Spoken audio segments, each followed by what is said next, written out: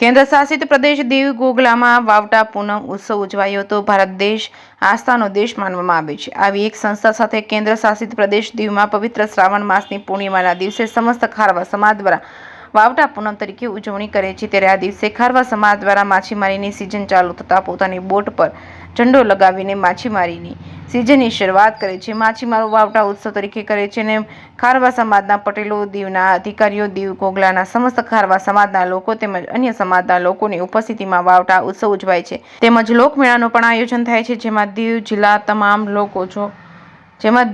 તમામ લોકો જોવા માટે ઉમટી પડે છે। આ ઉત્સવમાં સૌપ્રથમ ખારવા સમાજ દ્વારા વર્ષોની પરંપરા મુજબ બપોર બાદ ભવ્ય શોભાયાત્રા કાઢવામાં આવી હતી, જેમાં મોટી સંખ્યામાં લોકો જોડાયા હતા।